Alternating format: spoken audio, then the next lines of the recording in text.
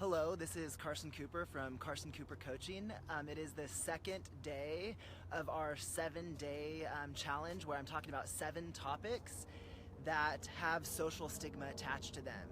So first, before I get started, I want to tell you a little bit more about why am I doing this? Why am I breaking open these topics? Why am I telling you about my life? So one of the things that is so important to me and why I became a coach is because I haven't felt connected in the past. I haven't felt part of a community. I haven't felt like I mattered. And the reality is that I do matter. I am unique, and so are you. Each and every person on this feed, each and every person that have been on my group coaching hikes, each and every person that I've done in my homeless youth trainings, my communications trainings, everyone matters. And I realized that I didn't matter in the past, that I felt I didn't matter, that I wasn't unique, and now I'm breaking through that. So I want to talk about these 7 topics that have social stigma so that I can share with you my life and so that you can connect with it. So that somebody you love that is going through something like this can connect with it. And we can reach out to each other, we can talk to each other, and we can support each other. So why I became a coach is because I was a leader in elementary school, in middle school, in high school, in college, yet I didn't feel connected with the people that I was leading in ASB and student government. And I realized why is that? And it was the self-talk inside of me. So when I realized that I mattered and I counted, that's when I said, you know what? I can start my own business. I can be a leader that can change the world. And the reality is that we all are unique and we all have the ability to empathize with each other. We all can understand what each other is going through on a human level. That's called emotional intelligence. We could have empathy when we connect with each other. So the topic that I want to talk about today is sexual and emotional trauma. And I'm doing this again because I've had 5 women on the hike, complete strangers, and they've all had this happen to them. They're leaders in their own right. They're yoga instructors. They're writing their own book. One guy is wanting to start his own business, and this has all happened to them. And they're not getting where they want to be because they're hiding a piece of themselves. And that's what these topics do. That's what the social turmoil around sexual and emotional abuse makes it so that we feel like we can't talk about it. So I'm going to tell you a story from my perspective. It's not to dwell on my story and to say I'm a victim of what happened, but it is to say that we have all gone through this, or we know somebody that has, so now is the time to talk about it. So when I was younger, I was sexually abused. And this guy, I came up to him for support, for guidance. I wanted to know what to do in my life, how to do it, how to be a leader, and he took advantage of me. He took advantage of me. He made me feel special. He made me feel like I had everything going for me. And then he sexually abused me. And then he told me that it was my fault, that I was wrong, that I was too attractive and he couldn't help himself. And so I felt like my self-worth was nothing.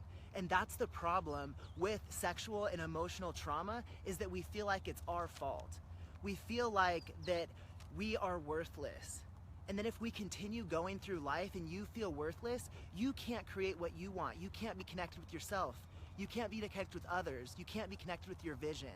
So I'm taking a stand now for you, for society, so that you have somebody to talk to. This should not be something that we feel like we're alone. I didn't talk to people because I felt like, you know what, they're going to say that, of course, you're gay, you shouldn't be gay, and that's why that happened to you.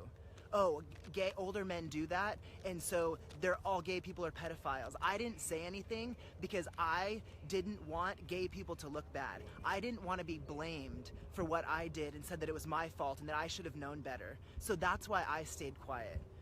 Why did you stay quiet? Why does somebody that you know that has been through this stay quiet? All the 5 women that shared this with me on the hike, they hadn't talked about it for 5 or 10 years, and they only told one person.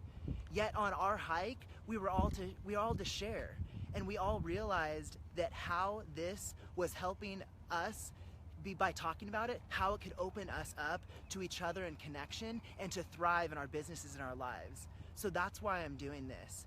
Another experience that I had is in my relationships, one guy completely tore me down. You brush your teeth wrong, you do the laundry wrong, you do this wrong, you do that wrong, and consistently told me that I did stuff wrong every single day, even though I was just trying to give love. So the emotional trauma that happened through that, and I let that happen. Why did I let that happen? Because I didn't feel worth it. In another relationship, I got hit. And again, I didn't want to share any of this because I didn't want gay people to look bad. I didn't want gay relationships to look bad. So again, what's keeping you from sharing this and sharing this with other people and connecting with people? Why is society not allowing us to talk about this? So that's why I created the group coaching hikes, and that's why I created and became a coach, is because this is so important for us to be able to talk about. So I want you to take a stand.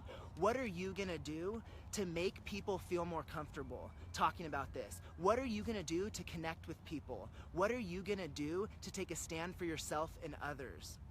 So I want you to know that you can connect with me. I'm gonna take a stand for you. You can come connect with me. You can connect with people on this feed. Share something about an experience that you've had, or if you could just write in the feed that you know somebody that's going through this or has gone through this, and this is a really important topic. So please, message on this feed, message me directly about somebody that you know or you've been through this personally, and let's create a conversation about this. One thing that I want to do is create cultural shift around connection. I want to connect with people better. I want to connect with myself better. I want to connect with my vision better. Let's do that together. Thank you so much, and I appreciate it so much that you're on here, that you're listening. Thank you for everybody that was live, and stay tuned for the next couple days of these 7 days and 7 topics that are going to that we want to reduce stigma and judgment around. Thank you so much.